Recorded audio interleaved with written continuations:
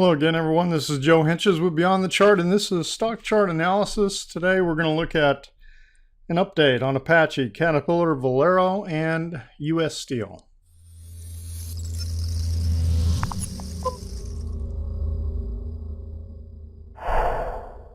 Okay, we're going to start off here with Apache. And boy, Apache has just fallen off a cliff. Of course, that's what's been going on with all of the oil stocks last few weeks. You could see you had the classic head and shoulders top up here. And boy, I really missed this. Should have been in here at a minimum at the bottom when this broke, this consolidation after this pullback to the 10.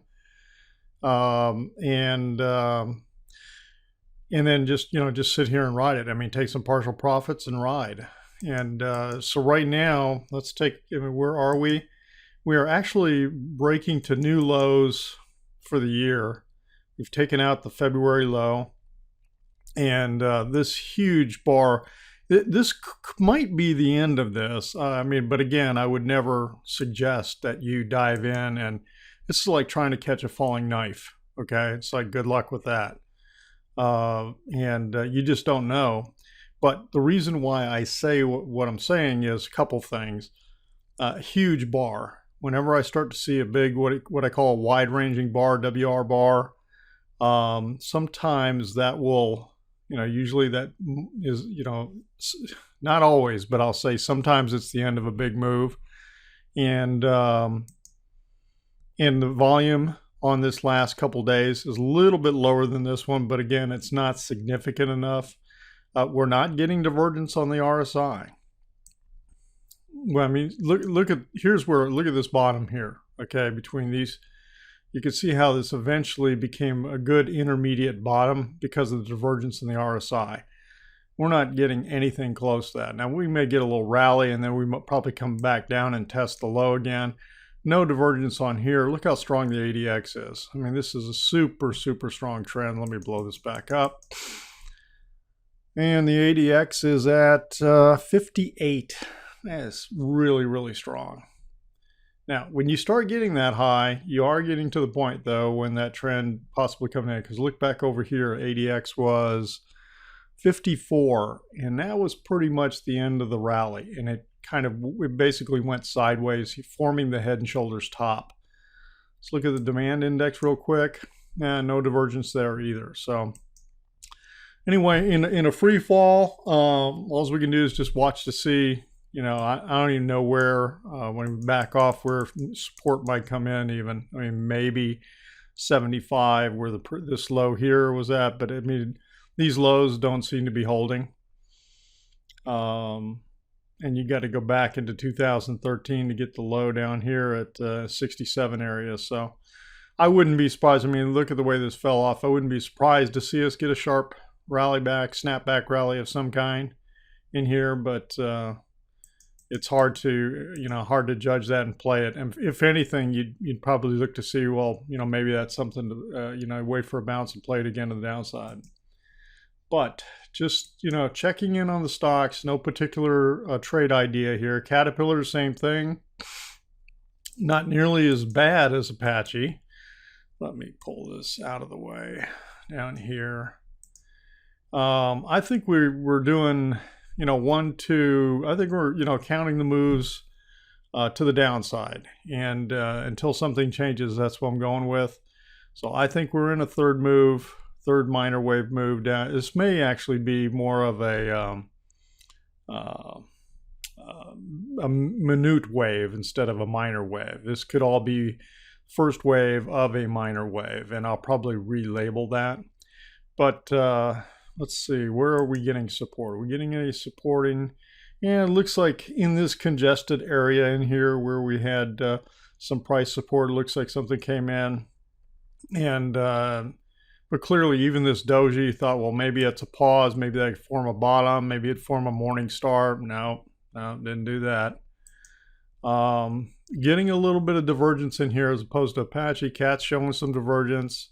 Not real good on DI minus, and a little bit on the demand index. So 2 out of the 3 are showing some bullish divergence coming in, which means we could be, getting ready to pause, could be getting ready to bounce. But again, I wouldn't be playing for the bounce. I'd be playing, looking to set up to sell the bounce. So I'd be watching to see how does it bounce, and then when does it tell me that it's ready to roll over again. All right, that's CAT Valero. Valero, okay, it's so this is in the oil refining business. And I had drawn this channel lines here weeks ago, if not months ago.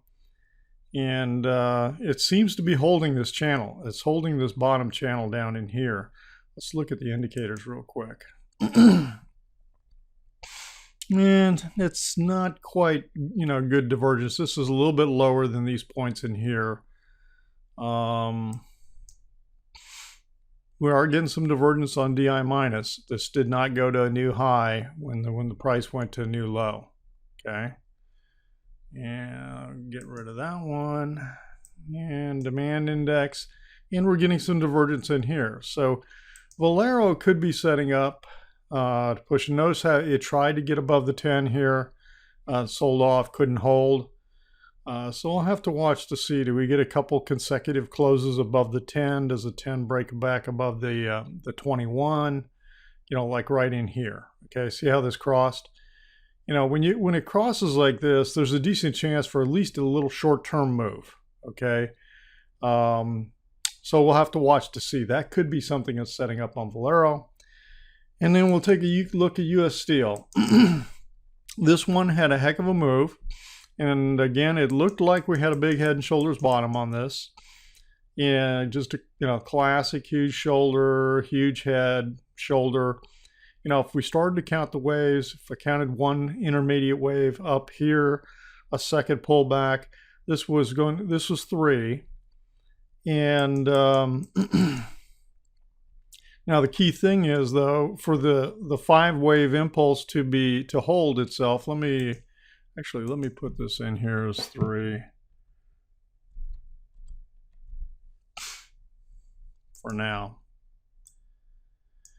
And for that to hold itself, this wave coming back down as 4th wave, it cannot overlap the high of this. So if it breaks below this high, 31.15, then we got something else going on. Then this was nothing more than maybe some kind of big corrective action, and this isn't, doing what we thought it was doing. But I don't know. It'll be interesting. This was a 50% pullback. This move here, let me get this off. The move from here to here was 50% of this move, point-wise, okay? And this one right now is around 61.8%. So it's had a pretty substantial pullback. So we'll be watching to see if this starts to try to, get some buying coming into it, get some support underneath it. Not seeing it yet in divergence. It's definitely in the oversold area, but not getting divergence. Some on the DI minus, but nothing yet, nothing solid on the demand index. So only 1 out of 3 is showing a little bit of bullish divergence coming in. So again, this is like trying to catch a falling knife. Where's it going to stop? Right now, everything just seems to be getting hammered and continue to get hammered. So we'll continue to watch U.S. Steel and see what happens. See if it starts to turn and decide to make another run for a 5th wave up. All right, that's it for today. That's the update on Apache, Caterpillar, Valero, and U.S. Steel. We'll be back based on my schedule. I think I'm back on doing this with these guys again in 2 weeks. Yeah, we'll do it in 2 weeks from today, unless there's a trade idea that comes up on one of them before then. So that's the plan. All right, this has been Joe for Beyond the Chart. If you felt the video was helpful, please share it on social media. And if you're not a subscriber, subscribe. It gives you access to the Trade Ideas webpage we've got on the website. And you get updates when I've got new posts coming out, and you get to download the free PDF I've got for you, the 5 essentials. So, all right, that's it for today. Have a great Tuesday, Wednesday, everyone. This has been Joe for Beyond the Chart.